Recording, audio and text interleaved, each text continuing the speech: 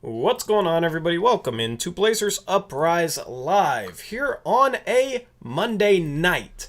We're in the middle of the AllStar Break right now. This is our first stream in about 4 or 5 days, so we're going to break up this hiatus with an episode tonight. And we actually have some things to talk about. The Blazers made 3 signings today.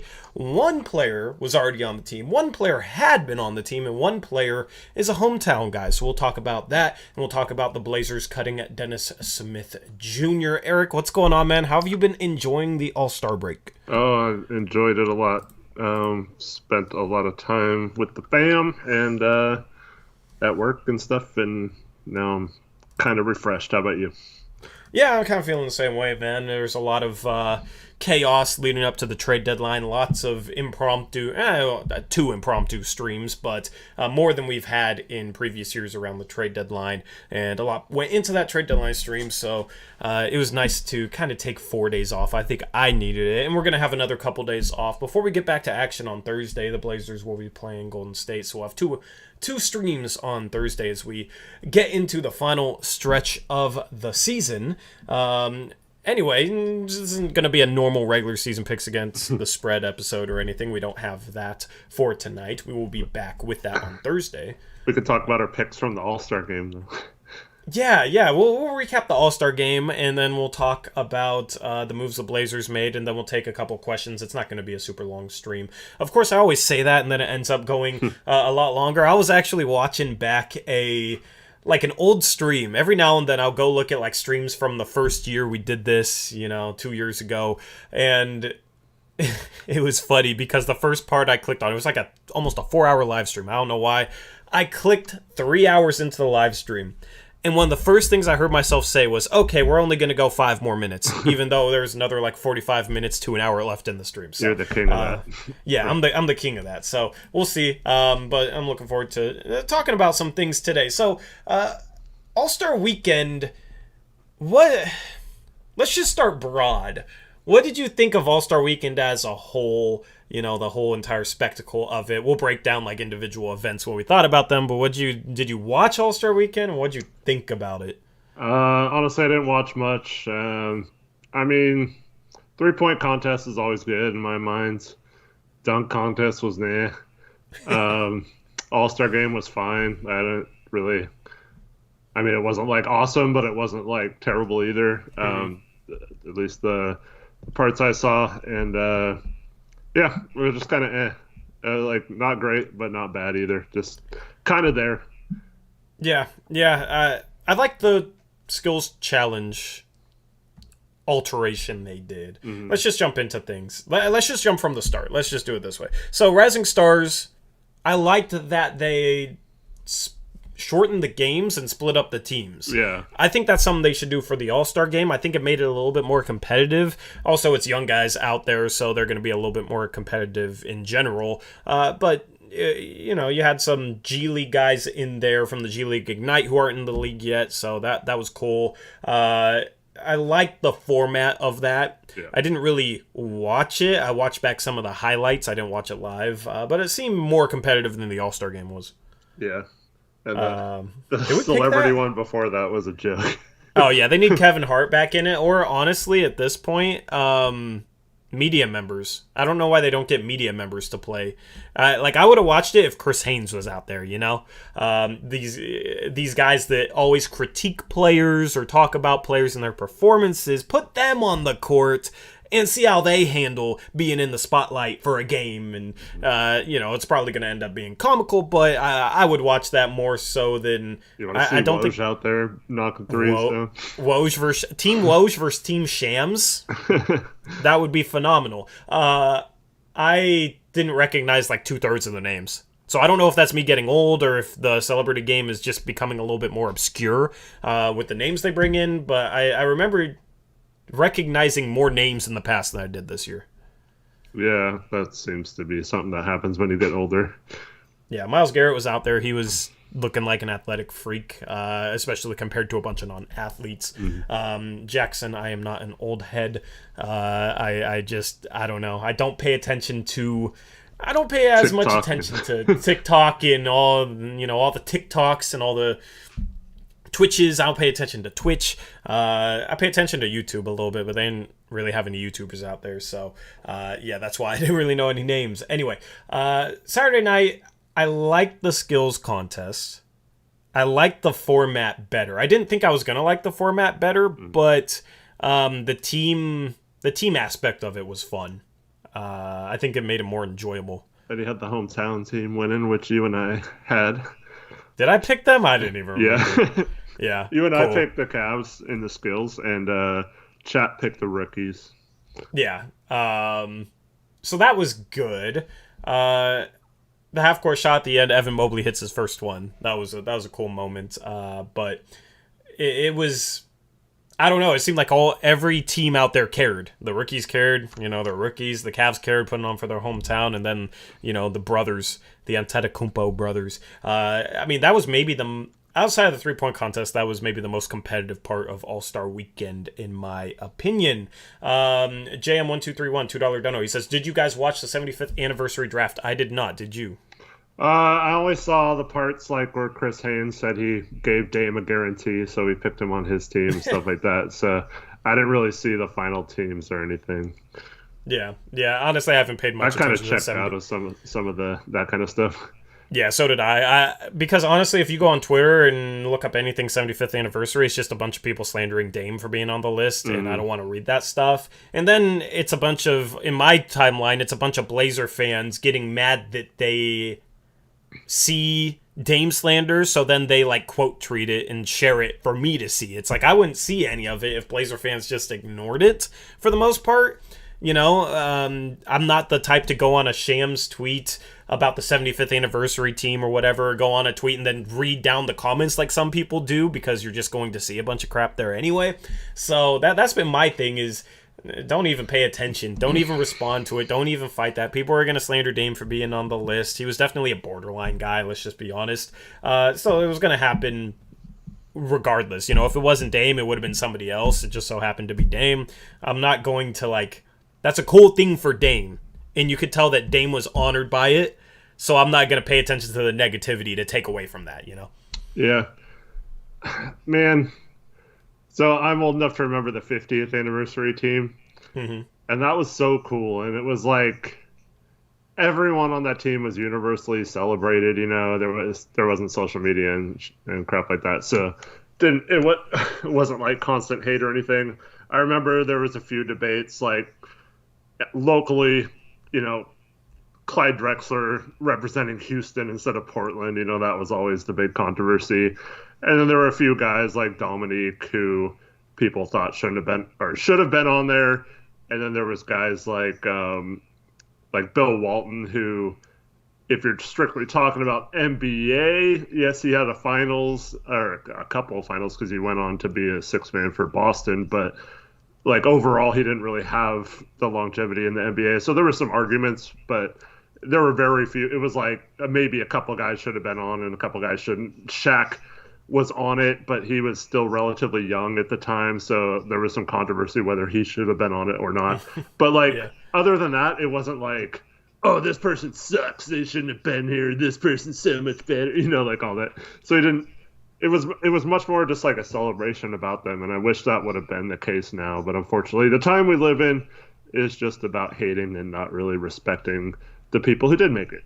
Yep. I mean, and then we'll get to the Steph part of the All-Star game, but it's funny because, man, and you guys know who you are. There's Blazer fans out there that are like, why do people always have to bring up Steph when Dame is mentioned? Okay, and then when Steph goes off, it's like, oh, Dame would be doing this too. Or when Steph struggles, it's like, oh, you guys slander Dame, why aren't you slandering Steph? It's like they bring up Dame in regards to Steph, but then they have a problem when Dame is brought up in regards to Steph. You know what I mean? It's kind of hypocritical. So I don't participate in that part of Twitter where it's slandering one player to put up another player, or fighting against the slander for Damian Lillard, or fighting against the slander for whoever. You're not going to change the way anybody acts on Twitter, and you shouldn't care how somebody acts on Twitter if you don't know them, so personally, it's all that type of stuff. I used to participate in it more a couple years ago. I'm past that at this point. For the 75th anniversary team, it was more so just seemed like a celebration because I just tried to look at the positive aspects of it instead of all the hate, instead of reading comments down a Twitter thread. Yep. So. And yeah, I mean, I get why people say like this person should be on, not this person, but I mean, it's not Dame's fault he was selected, you know. Like it's kind of dumb, but it was really cool seeing him there though, and having the jacket on and stuff. And man, he looks healthy. Yeah.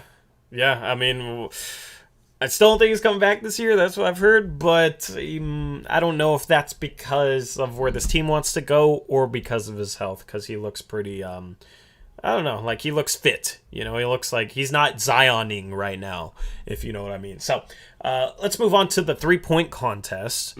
My pick was Karl Anthony Towns. The winner was Karl Anthony Towns. Yep, good job there. I called that one. The reason I picked Karl Anthony Towns is because his shot's so effortless. Yeah. He doesn't jump at all. It's just a set shot. He doesn't waste much energy.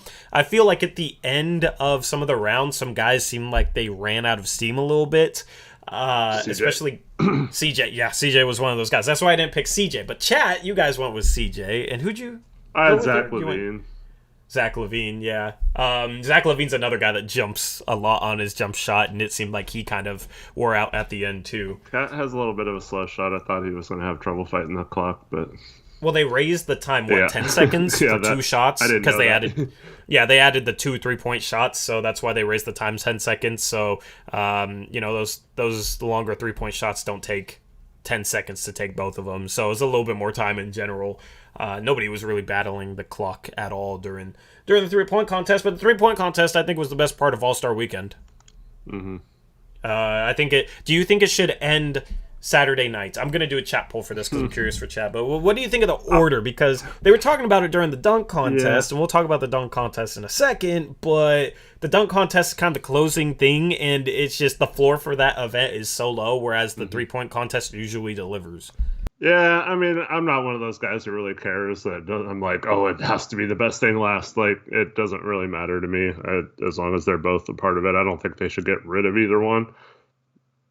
But yeah, definitely, it's hard because, I mean, some years, like, I was watching I think it was 2016 or 2017, the Levine Gordon one. Yeah. And that was so good, man. Like, it was all these dunks, and I'm like, oh my goodness.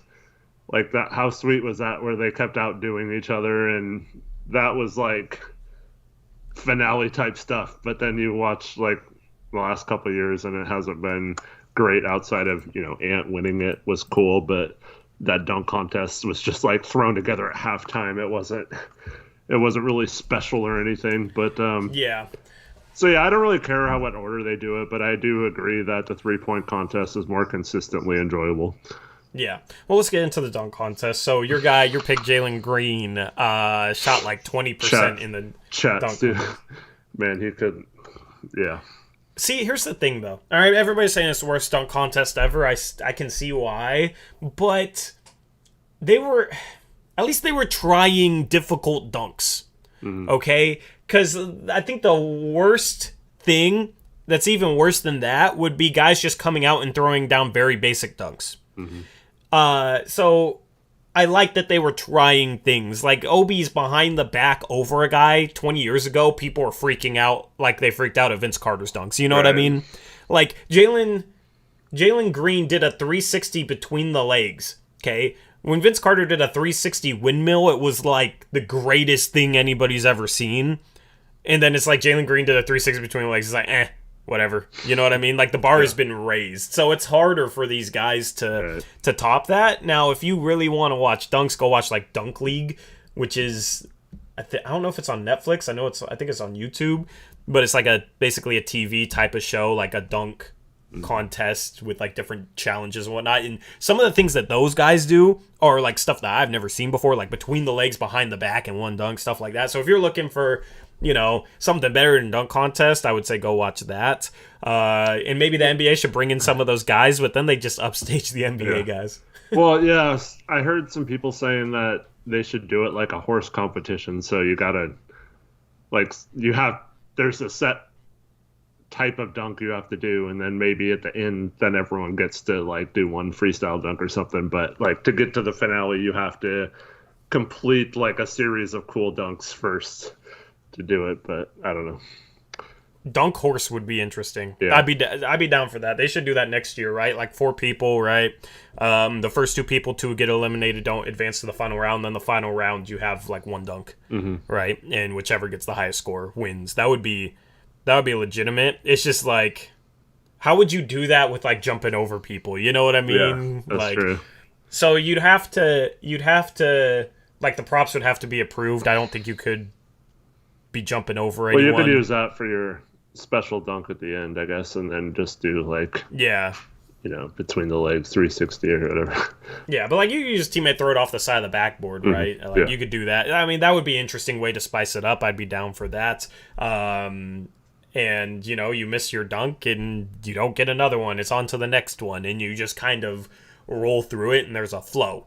And that would be a lot better than watching Jalen Green miss 9 times in a row. But that dunk he was trying, like, here's the thing, though, that I'll go back to is at least he was trying something difficult, okay? Because I had this point, somebody was saying, oh, Anthony Simmons would easily win. And he might have easily won. Obi had some nice dunks in this contest. But I don't think Anthony's dunk contest was that great last year at all. I remember I wasn't impressed by Anthony Simmons' dunk contest. And I know that's a hot take with Blazer fans, but I feel like Ant played it safe. And at least he didn't miss dunks, so that helped him. But 2 of his dunks were just straight up flushes out of his 3.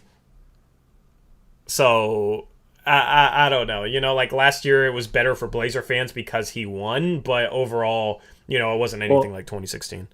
It would have been interesting because I forgot what happened, but in my mind, I kind of recall him not having to like do a tough dunk. Like he could have played it safe and still won at the time. So I think maybe if he like had to get a 50 to win or something, maybe he would have brought out something crazy. But I don't think he had to. So it kind of. But like I said, the format was kind of weird last year because it was all rushed during halftime and all that. So I don't know if it was necessarily fair to say that about that dunk contest. It's hard to judge it because of the weird timing of it and all that. Yeah. I mean, in the future, I want to see him the 3-point contest because he has a chance to win both, in my opinion. Pretty cool. Like Dame, that first year he went to the AllStar game and competed in all the events. Yeah, that was crazy for a second-year guy. 3-point contest was the best part of the night. Dunk contest was definitely a letdown. Chat says 68% of chat says they would end All-Star Saturday night with the dunk contest.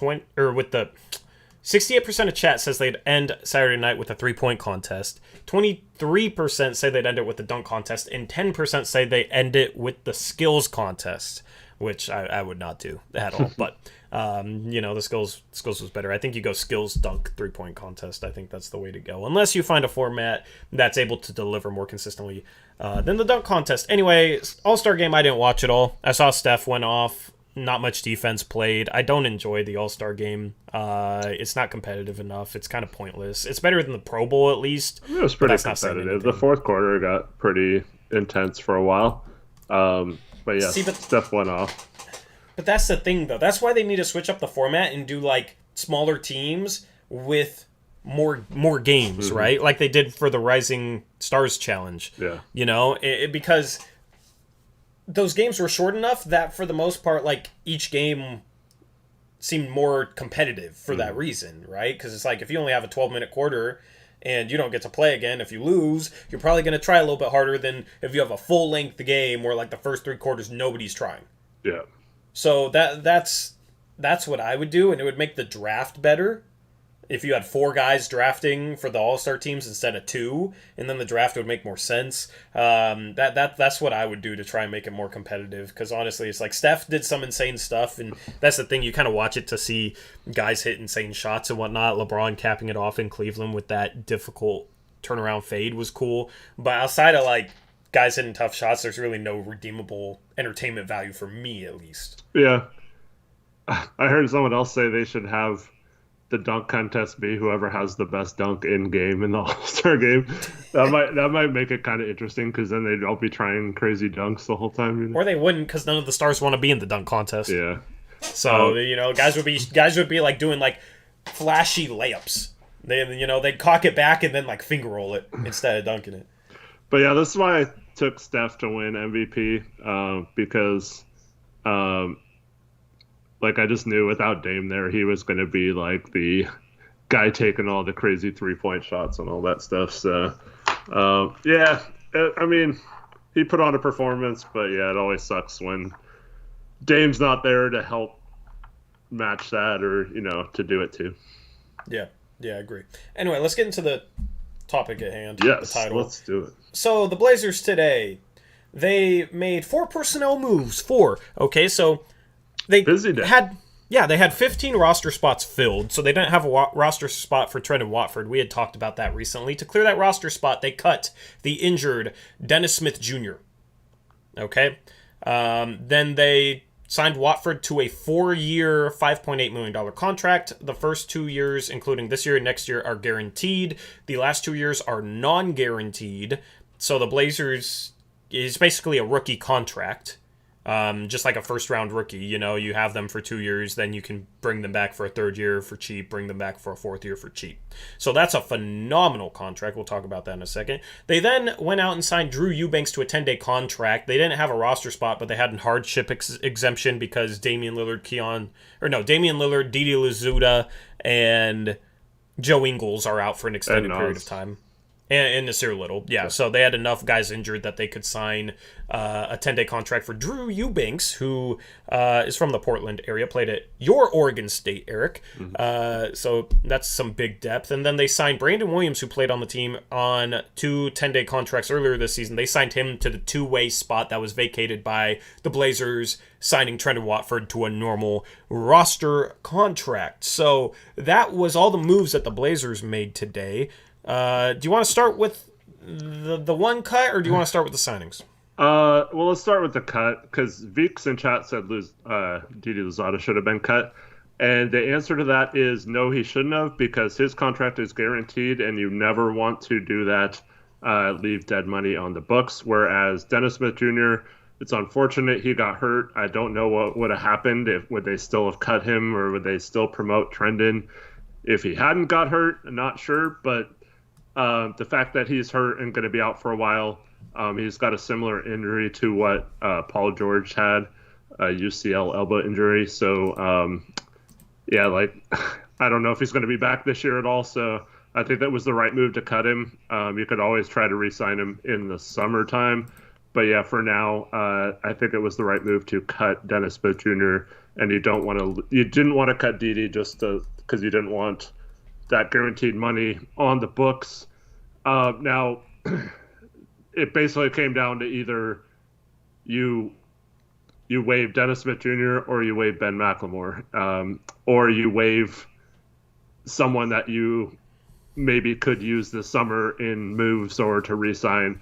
So you could have waived Joe Ingles, I guess, if you didn't plan on re-signing him, but all indications are they're probably going to use his bird rights to maybe bring him back. And then Eric Bledsoe's the only other guy that has a non or partially guaranteed contract next year, but I think they're going to try to do something with his contract this summer. So it might be a situation where they didn't want to lose that opportunity either. So you had to basically cut Dennis Smith Jr. because he was injured. Yep, and it's funny because people were talking about like his role next season and if he's going to be brought back. And I always told people, it's like the Blazers rarely bring back their 1-year minimum contract guys. It's so rare for the Blazers. And honestly, it's so rare for most teams in the NBA to bring back 1-year minimum guys. And I felt like a lot of people thought that he was going to be back next year. And if he never got hurt, maybe he would have. But a third guard or a third point guard, a third string guy who, if we were healthy, wouldn't play is easily interchangeable. So while this year it's Dennis Smith and people liked his defense and people liked the way he drove and passed, next year it could be, I don't know, Raul Neto and people like how he knocks down threes and like doesn't make mistakes. You know what I mean? It could be any number of guys. And every player in the NBA, I mean, maybe I'm blanking on a couple of guys, but pretty much every player in the NBA has redeeming qualities that are the reasons why they're in the NBA. Dennis Smith Jr. He stuck around because he played defense and he could pass and he could slash. But that's not there's no downside to cutting him because you'll be able to replace his production extremely easily in free agency with just another minimum point guard signing. Yeah, and also, so I talked about Ingles having his bird rights to where we can sign Ingles to any amount. Now, we're not going to sign him to like $20 million, but we can sign him to any amount, and that doesn't affect like our exceptions or a trade exception, any of that kind of stuff. Whereas Dennis Smith Jr., cutting him or having him on the team, we have the same rights to sign him whether he's on the team or not because his contract was a minimum and it's only been 1 year. So we don't have his bird rights. So we can't like go over the cap to sign him to more than the minimum. So we would have either had to use part of like a mid-level exception or part of like gone under the cap and use cap space to re-sign him if we wanted to sign him for more than the minimum. So if you're planning on bringing him back, it's still just as likely that we bring him back next year as it was before we waived him because we can sign him to the same avenues that we did before. And if he's worth more than a minimum, I don't know if it's really worth it anyway. So you just bring him back at a minimum, maybe if that's your goal. But I don't think this changes anything in that regard. But I think it's pretty obvious with them then signing a guard to the two-way spot for next year that maybe indicates that they are pretty much done with Dennis Smith. Yeah. I would, in a third point guard, I'd rather have a guy that can shoot and play some defense so that he can just play off guys when inserted into a lineup instead of a guy who's kind of a clunkier fit who can't shoot. That was my feeling on Dennis Smith Jr. That's why I didn't care to have him back next year. But hopefully he's able to find a spot in the league and stick around. It sucks that he got hurt. That's all I have to say on Dennis Smith Jr. Mm-hmm. You know, I wish him well. Shout near 012, unless you have something else to say on him. All right, cool. Near 012 $5 dono says, just happy we have a GM who's using his two-way contracts the right way. We'll talk about his two-way signing in a second. Thank you for the $5 dono, Near 012. Good to see you, man. So let's talk about the signings. Okay, we'll start with Watford. Start with the heavy hitter, the big hitter, Eric. I figured they were going to make this happen at some point. It's just nice that they finally made it happen because the dude is absolutely deserving of a roster spot, and the contract that got him on is phenomenal value. Yep. Phenomenal value. Like, assuming, I think he can be a role player. I think he's more of a forward than a 5. I think he's been playing that position. He needs to shoot better, or he needs to play next to a center that can shoot in order to be like a backup 4, but everything else, his IQ, his defense, his ball handling ability at that position, his passing ability, he's a guy that you can play and he's not going to hurt you. For an undrafted rookie, that's nice to have. And the thing is, you know, assuming he continues to develop, we're going to have him on the team for 4 years at a very cheap price point, which is going to make it easier if he becomes a rotation player to build around the team since you have a rotation spot plugged at like $2 million a year with a guy who's young and knows how to play and can fit in pretty much in any lineup. And I think he's going to figure out how to be able to be a solid enough shooter to be able to space the floor as well. So this contract's just a home run. And this is the type of thing the Blazers have struggled with. Like other teams, you look at Miami and they get like, look at Max Strus this year and even a Gabe Vincent, you know, two-way guys that are now contributing to their team on very cheap. Yeah, Duncan Robinson was another one of those guys that can, well, now Duncan Robinson's paid, right, but before he got paid, you know, guys that could contribute for Miami on a very cheap contract, which that allowed them to, you know, allocate money elsewhere while staying below the hard cap, right? Or staying below, you know, you're able to move more money around and have a little bit more flexibility since you're able to have guys on the team that can produce at a cheap price point. And, if you end up with injuries, they can step in and you're going to be just fine. You can trust them. Instead of like a Mario Hezonja or Anthony Tolliver, who's just going to screw your entire season. So other teams have done a good job of finding players like that. I've always critiqued Olshey for not being able to find players like that, not being able to find cheap bargain signings, undrafted free agents. You just look at Lou Dort with OKC. He was undrafted, signed to a two-way. Now they could trade him for a first-round pick if they wanted to. That's an asset that they got out of nothing. And we've never really done a good job of finding guys like that. And it's funny because Olshey finally finds a guy like that and gets fired, 2 months into the season. But he finally found a guy like that because Trendon Watford, I think, is one of those guys going forward, cheap price point, and he's able to help a team win, and I like his upside. Yeah, so, most of the people in here right now watching will know that we've been asking for this to happen. I think I can speak for Tori clearly on this. That was one of the most disappointing things about some of the moves we made before the trade deadline was that we didn't leave an open roster spot, so we had to waive someone. That's why we thought we should have maybe included one of those guys in a trade or not taken back a Didi Lazota just so we could have that roster spot for Watford. So I'm glad they made it happen, but this was an absolute no-brainer, and I will give Cronin credit for doing it and getting it done and making it happen, but this is not something that he should have even thought about. This should have been an automatic thing because it sucks. Draymond Green came out and had this statement today on Twitter about how crappy it is for these two-way guys and how they get stuck in situations. He was mostly talking about the Brandon Williams having to sign for 2 years, which we'll get to later, but this... when you're on a two-way, you get kind of screwed in the NBA. And Portland could have controlled his rights this summer, and he would have been making the minimum anyway if we re-signed him. Or we could have possibly only brought him back on a two-way, which makes for Trendon next year would have been a third of what he would be making under this contract. So it made sense for Trendon. He now gets a big raise for the rest of this year.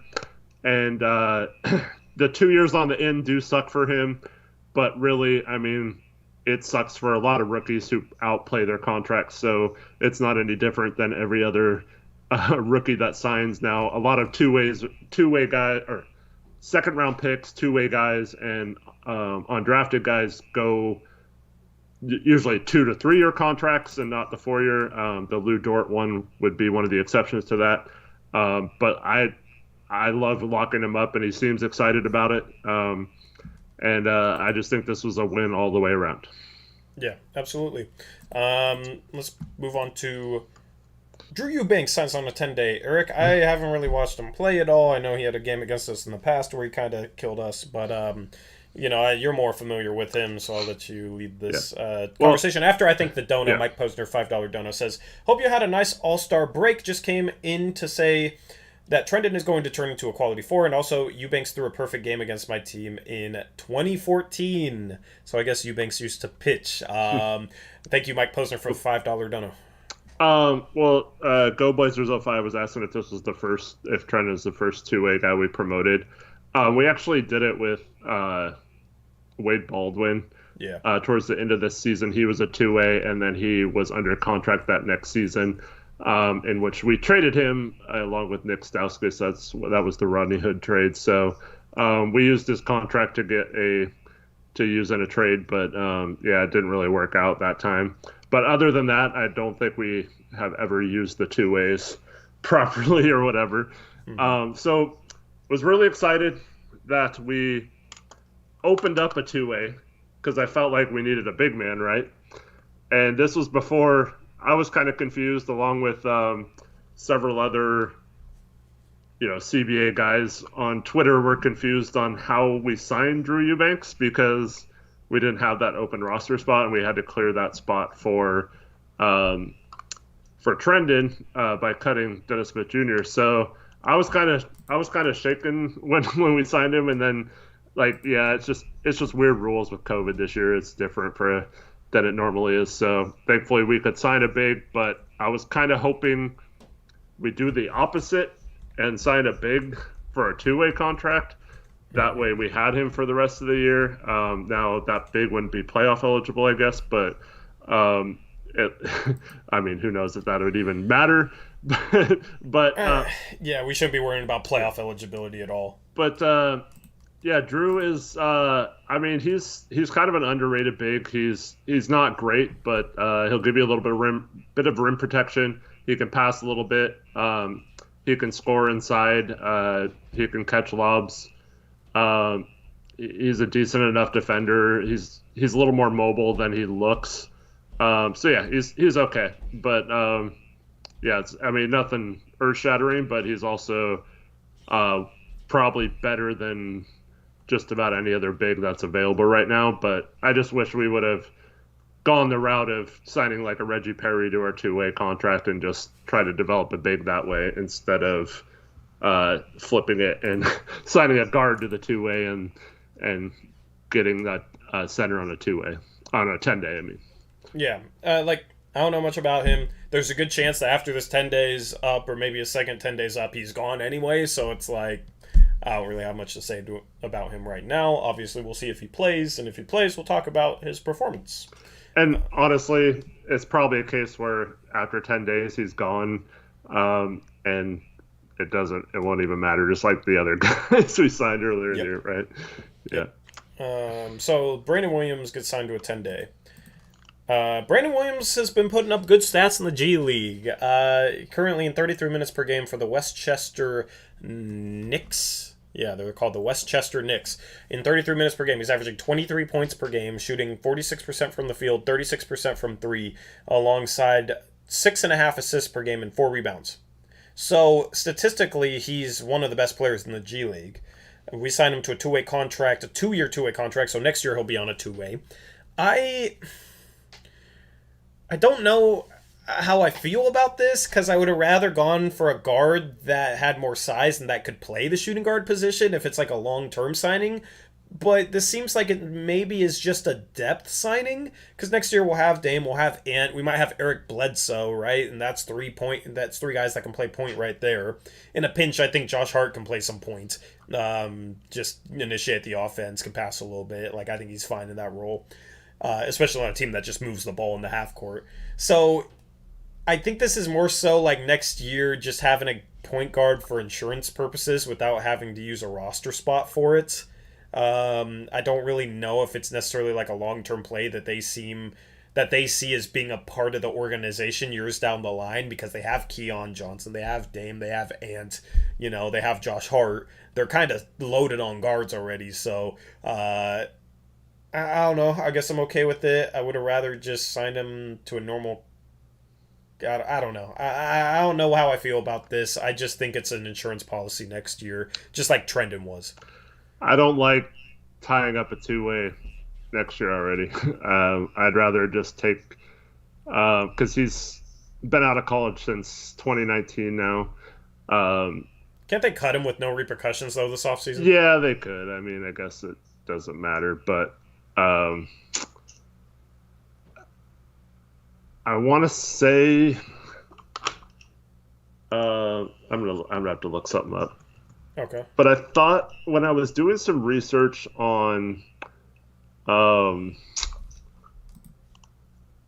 Norman Powell's agent was, yeah, for purposes of trying to figure out who would we be doing a favor to get in the door to get this summer? And the first guy that came up was Kyle Anderson is his agent too. So I was thinking maybe that's our route there. But Trendon Watford's also his agent, so that's kind of interesting. And I thought I saw Brandon Williams on that list too, but I don't really fully remember. If Allison's still watching, she gave me a list of his clients. She could probably look that up pretty quickly. Anyways, I mean, he must have impressed Chauncey when he was here, right? So he was here for 10 days, and then he got COVID and had to sit out, I guess. And but he must have been impressive in practice because other than that, I don't get signing a 6'1" guard who's a volume scorer who isn't a great defender and is just okay at scoring. I mean, he's a bit of a playmaker, but like you said, we need a backup point guard who can shoot and play defense, and he could shoot a little bit, but not great on defense. So yeah, it's just kind of questionable, but at the same time, it's like, well, it's still better than using it on Blevins again. So we still have that. And as long as we don't bring Blevins back next year, we still have that one spot that we can sign a Trendon type guy. But in my opinion, I'd much rather just go for 2 undrafted guys. I know we still can, like you said, but I would just rather go for 2 undrafted guys and take a chance and hope that one or possibly both of them turn into valid players. And that's what we did this year, and it worked out for us with the one we did. So I just wish we would have gone that route versus signing another guard. And yeah, but I mean, I get it. It's at first, I don't know how you were feeling, but you probably saw all the news at once. But like Watford's signing came out way before the other ones. Yeah. So at first I was thinking like maybe it either means that like Bledsoe is ready to play or something. Because I don't think, I mean, obviously Dennis Smith Jr. is hurt, so it doesn't really matter. But I was thinking maybe Bledsoe was available. And then we signed Brandon Williams. And then I was like, okay, maybe Bledsoe's not. Maybe we got Brandon Williams just because we need someone. But then I didn't understand why we wouldn't have just signed him to a 10-day again instead of Eubanks. Because Eubanks, someone was asking about that earlier. He is in his 4th year, so technically he would have been eligible for a 2-way. So yeah, it's just, I don't know. It's just kind of like I was so stoked about the Watford thing, great move, and then the rest of the moves are just kind of meh. Yeah, I mean, I feel like everything other than the Watford move is just inconsequential, to be honest. I think the Blazers are gearing up for a Summer League run at the Summer League Championship with Brandon Williams and Trendon Watford and Greg Brown, and maybe CJ Ellaby will return and maybe have a better Summer League this time.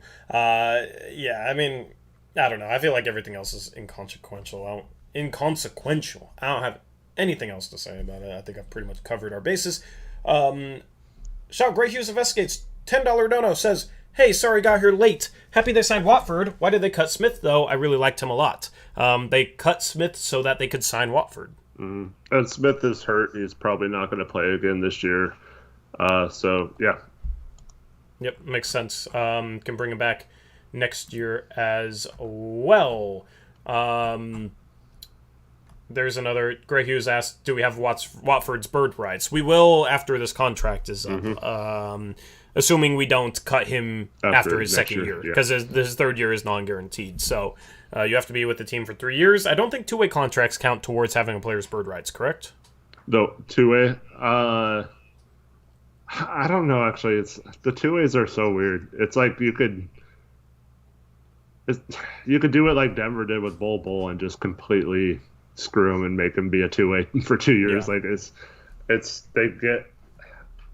they might have to change that in the future, but I think players are willing to sign these kind of contracts just to get out of having to worry about being a 2-way. And also, I mean, Brandon Williams, this is his first year in the G League, right? He hadn't played in the G League before. So I wonder if maybe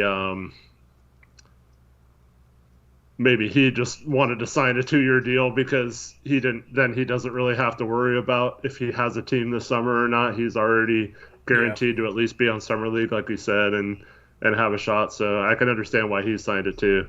But yeah, that makes sense. It's kind of weird. Yeah. Trent Watford was signed with the MLE, actually. We never used the MLE this offseason. Now we're below the tax. We used a portion of the MLE to sign him to a 4-year contract, so it wasn't like we had to have his bird rights or anything. Which is also what we said to do, right? Yeah. So that's how we signed him, and then after he accrues years with the team, he'll have bird rights, and we'll be able to go over the cap to re-sign him to his second normal contract, is basically the way that things line up with him. Mm-hmm. Alrighty. We'll take questions for like 5 minutes, see what you guys have for us from rapid fire, and then we'll wrap up the stream. Keeping it light today. Been enjoying the break. Miss chat though, so we had to come back Monday for Blazers Uprise Live. Say what's up. Thursday we'll be back with 2 streams and an interesting game against Golden State. That'll be on TNT. So give us your questions in chat. We'll be happy to answer them over the next 5 to 10 minutes. I wasn't lying this time, Eric. It actually is going to be a shorter stream. So I'm currently looking at the client list for Brandon Williams' agent. I'll let you know if there's any interesting names. Aaron Aflalo. Harrison Barnes. Mikal Bridges. Allison said Norm. This is for someone Alexander else, yeah. Walker. And then there was another name that we just dealt with in there, I thought. Nah, never mind. Watford. Okay, Watford, yeah. So that is Foucher and this other dude. I don't really know who's for who, but... Oh, he's Kevin Love and CJ McCollum's agent as well. Well, he's the new... I forget who's the guy's name that we always dealt with, the agent that we always did deals for back in the day. Do you remember who I'm talking about? I'll remember his name. Yeah. Chat, if anybody remembers the agent name that always did deals with, put it in chat. We'll be extremely proud of you. You'll get a major shout out. I don't think it was Weinstein, but it was something like that. Yeah. Yeah. Oh, the Zellers are both on here too. Rob with $122.22 dono, he said, for the cat pick. Thank you, wow. Romp. Oh my goodness, man. That's the record for the second channel. Shout out to my guy Romp, man. So Romp in the past couple of days has just hit... He's on a bender, man. He hit the jackpot on 2 straight bets. It was putting down, like, I forget the totals. It was like $20 to $50 for both bets. The second bet was $50. And he won like $18,000. One of them, he did an All-Star Saturday Night bet, a parlay. And Cat was his pick for the 3-point contest. He won that parlay because he picked Cat. If I actually inspired you to pick Cat, then you're welcome and thank you for the dono. If I didn't inspire you to pick Cat and you're just pretending like I did, then you're a freaking amazing. He also did. Romp's amazing. Romp's freaking amazing. Did you notice the numbers on that though, Eric? Yeah. Shout out to Zach, $2.2 dono. He says 2.2 Womp. I told Romp the secret number to get a ban, but now honestly with that dono, Romp is unbannable. He is uncancelable. Zach messed up. What did he do? So, little revisionist history, but a few weeks ago it came back up again, and it was actually 2.22. So we were shorting you. No, it's rounded. It's rounded. But Zach had a chance to do a $2.22 dono, and he didn't. So I'm kind of disappointed. It's too many numbers, honestly. Yeah. Too many numbers. Who rounds points per game to the 2.22? I don't know. But yeah. 2.2 is the number. If you say it in chat, you get an automatic 5-minute ban. Shout out to those of you who knew that in the first place. Okay, so there's some confusion. Chris Brandlin, I'm talking about Brandon Williams' agent. I'm just trying to see if we're doing a favor to him for one of his clients. And Allison was talking about Norm's agent and some other... Yeah. What? If you don't know what 2.2 is for, guess in the chat. If you do, don't guess. I want to see what people think it's for. Shout. Or no, did you just tell him? I don't know. You just explained that it was 2.22, but did you tell him what the number was for? No, I didn't. Okay, well, yeah. Oh, if you guys well, want to maybe, guess in chat, I don't remember if you said what it was for or not. Shout out Zach, $2.22 dono. He says redemption in all caps. Thank you, Zach. Embarking Box, I know you know what those are, man. I said if you know what they're for, don't say, man. Because you're an OG, so I know you know. What? Am I missing something with the Mystic Karma timeouts? Yeah, I don't know. I don't know what those are for. Our mods are just popping off, I guess. I don't know. Anyway. all good. Embarking Box. Yeah, thank you, Romp. That's... Yeah, I'm flustered now. Why are you putting your mom in timeout? Zach's power is going to his head, and he's putting his mom in timeout. That's not cool. Wow, Zach. Wow, y'all are too much. Thanks, Russ. Anyway, any other questions? But no, I'm super stoked that they locked Watford up, and now we don't have to worry about that. We got a cheap contract for next year on the books, and it doesn't really affect our flexibility either, since we have all that cap space, right? Yeah.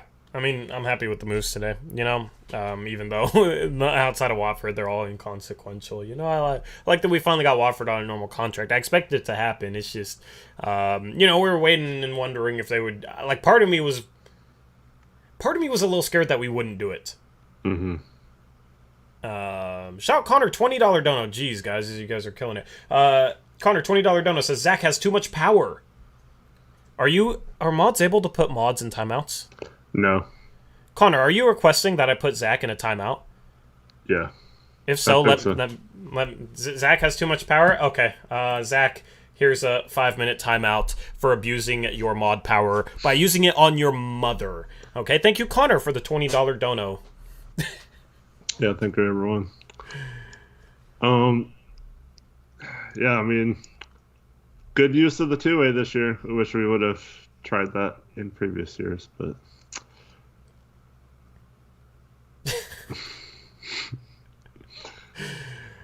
$20 will buy you anything around here. That is correct. Do you guys want Julius Randle for a package around Bloodstone in a couple seconds? I do not want Julius Randle on this team. Eric, I do not want Mr. Randle on this team. Yeah, I was part of a Twitter space the other day where a Knicks fan was suggesting that they should trade Julius Randle for Anthony Simons this summer. And, had to try to set the record straight along with several other people from here. Julius Randle makes no sense, and people just see the name. But in my opinion, the type of... you could still time people out while he's... Yeah, wait, he timed himself out, though. Yeah. Okay, anyway, go on. Or that's a fake. Oh my... Connor with the... Jeez. Connor with the $69.69 dono and says nice. You guys are... Connor... Oh, man. Oh, shout out Connor with the $69.69 dono. You guys, I don't know. This is crazy. Thank you, Connor. Appreciate you, bro. That's kind of wild. All that just to say that. Oh my God, you're amazing. Jeez, I'm like flustered. Jackson says, "Where's everyone getting this money?" Well, we know how Romp got his money, but yeah, we know how Romp got his Connor. money. Connor works hard. Connor works hard, and apparently saves it up so that he can spend it on super chats. Appreciate you, Connor. He didn't have any requests with that one, though. You could have asked her. Yeah, you could have, dude. You could have requested like 5 things with that. You could have, yeah, Connor. Call your shots. Call your shots with that dono. Connor says I spend my money on anything. Connor got that Horizon game, and he's got his entertainment for weeks, so he doesn't have to spend any money on entertainment. Facts.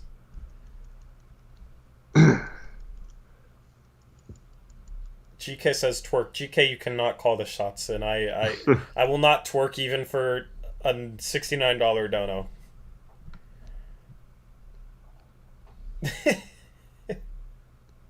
But look, GK, where did GK come from, man? GK is resurfaced. What's up, lately. GK? Why are you saying damn it? That's a little sus, GK. Connor says, ironically, that's what I'm playing right now.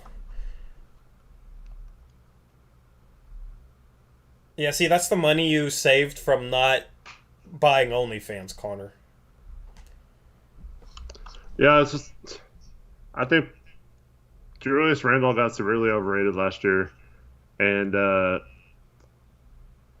we don't want those kind of guys. Like, this year proved those type of players who have questionable effort levels, that the ball sticks to, that need to dominate the ball. It's not a good fit. Bad defender who dominates the ball, bad attitude.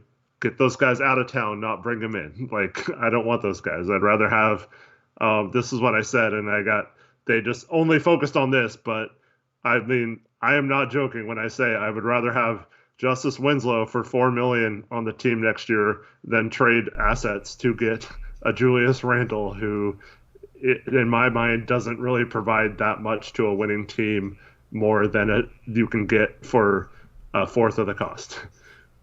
Yeah. And I'm not even really that high on Justice Winslow. I'm just saying I'd rather have him than give up 2 firsts or both our lottery picks for a Julius Randle. I think you did misstep where you were like Justice Winslow's whatever you said about Justice Winslow and Julius Randle, because I would not even that I disagree with it. It's just that like they're gonna latch on to that over everything else you said. Well, I know they just heard Justice Winslow was like, you think Justice Winslow's better? I was like, I've never freaking said that, dude. Yeah, but yeah, that's the thing is with people like that is if you even like bring them up in the same sentence, it'll be, oh, how could you disrespect Julius Randle? See, you're just a hater, you know what I mean? Because everything else you said, I couldn't really argue, you know what I mean? Like everything else you made was good points. It was just that. But Justice Winslow's a better defender. I want defensive forwards. So as much as I hated on Justice Winslow, I would probably rather have Justice Winslow on a $4 million a year contract than Julius Randle getting a bunch of touches, playing no defense, being selfish, being a problem for $20 million a year. Mm-hmm. Yep. I don't like those kind of players. I don't think you can win with them. I go back to the Mike Singletary. Can't win with them. Yep. Shout Caleb Pendergraph, $5 dono. He says, when you drop in the rap, Tori, it's like almost a year since it was last mentioned. I can't record a rap here because I don't live by myself. Hopefully will this summer. But I did offer to what was the deal? It was like if somebody donated a certain amount, I would drop a rap track. Couldn't record it, so I offered to refund him his entire dono because I didn't get it out by the time I said I would, and he didn't want the refund on it. So I did offer the dude a refund for it. But when I get my own place, I will drop something. But I want to make sure it's good. I don't want to make anybody cringe. All right. I want to do it like for fun, obviously, but I want to make something where people are like, oh, okay, this is surprisingly not terrible. If you know what I mean. Yeah, so it's never going to happen.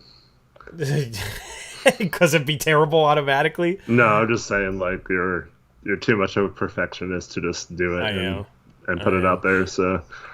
I mean, look at the graphics, guys. Like, I'm a perfectionist with anything I'm creative about. But, it was First P last JL, so I haven't seen him in a while. Hopefully we'll see him soon. But, yeah, the offer's still open to him if he's watching this for his refund back because I didn't drop the rap. But I will maybe sometime in the future possibly drop something for you guys to hopefully not cringe at, but probably cringe at. Shout out Connor, $30 dono. Cotter, I don't know if Connor's drunk. $30 dono from Cotter. Appreciate you, bro. He says Blazers Uprise is my. He says Blazers Uprise is my OnlyFans. I don't know if I should feel good or weird about that, but thank you, Connor, for the $30 dono. Yeah, pretty much. Anyway, I gotta end the stream before Connor donates more. Appreciate you, Connor. Appreciate you, Rob. Yeah, I gotta protect Connor's pockets. I'm gonna have to buy his. We're talking about going to March Madness this year because it's in Portland, so I'm gonna make it up to him. I think I might have to buy his ticket for that. Yeah, I mean, I'm gonna try and get a group together, Eric, of people for March Madness. I want to go to day 2 because Gonzaga should be playing in Portland, so I want to watch Chet in person before he enters the NBA. So, assuming they don't lose to a 16 seed this year, we will, that should be fun. Speaking of college basketball, though, we'll end it off with this. Me and Eric are going to start dropping articles. I don't know if I mentioned this on stream before, but we're going to start dropping articles where every year I do bracketology. If you don't know what that is, it's basically what the bracket would be if March Madness started today. Just basically it kind of is a way to see like where your team would be slotted in. And I participate in this community of bracketologists that get ranked based on accuracy. So I always do that every year. The community I participate in is bracketmatrix.com. I haven't been doing it yet this year, but I'm going to start. So we're going to start dropping articles that have bracketology. All right, I've been making graphics for that. I've been spending a lot of time on it. The graphics for that will look cool. And then I want to give you guys a few games to watch certain prospects. And then Eric is going to add his notes on some guys that he's watched recently. So it'll kind of be a prospect update on some guys as we go along. Yep, should be fun now that we have 2 picks. And that leads to what my answer for Uzday's question is. I know you guys don't want Grant, so who would you want as an ideal wing, either in a trade or a TP that is realistic or available? Maybe John Collins or Harrison Barnes. I want to go with the draft picks if we get both. I just want to go for high upside, mold our own guys, and not go for any of those guys who I think are all kind of questionable fits. Now, if a guy who has a better fit or like a difference maker, say like an OG became available and we could get him with our TP and maybe some other assets, sure, go for it. But short of that, I'm all for going the draft route and keeping those guys and just saying, you know what, we don't need a Harrison Barnes or Jeremy Grant. We have someone who might be better than them in a year. So I'd much rather go that route. Yep. This draft is going to be fun, though. This draft, assuming we keep the picks, we'll keep you guys updated with the picks as the games start rolling away. I don't know if I'm rooting for New Orleans to lose anymore because they have a tough schedule and they might end up being too high where we don't get their pick at all because it gets into the top 4. I don't know what the point is to start rooting for them to win instead of lose, Eric, but given their hard schedule, I feel like we're kind of approaching that point because they haven't won games with CJ despite him playing really well. Mm-hmm. So, we'll take a look at the tank race. When's the lottery? Middle of May. It's should be May 22nd or 15th or something like that. Yeah. Normally it's the first game before the conference finals. So, anyway, anything else for the stream, Eric? No, thank you everyone for watching. Hope you guys all had a great weekend, and we'll see you guys Thursday. Yeah, thank you to everybody who showed some love today. I'm just going to thank off the people who donated. I forgot who donated before Near 012. It was JM. JM, yeah. Thank you, JM. Thank you, Near 012. Thank you, Mike Posner. Thank you, Gray Hughes. Thank you, Romp, for the $122 dono. That's a record for this channel. It's probably going to stand for a really long time. Thank you, Zach, for a couple 2.2 and $2.22 donos.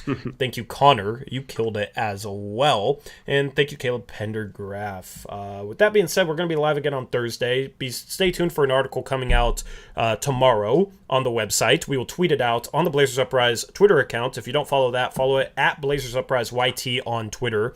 I'm at Torrey Jones YT. Eric's at Hoopshock. We now have our Twitter handles and our name tags, Eric. Yeah, so good. Just go search that in. I like these name tags. I made them for the trade deadline. Mm-hmm.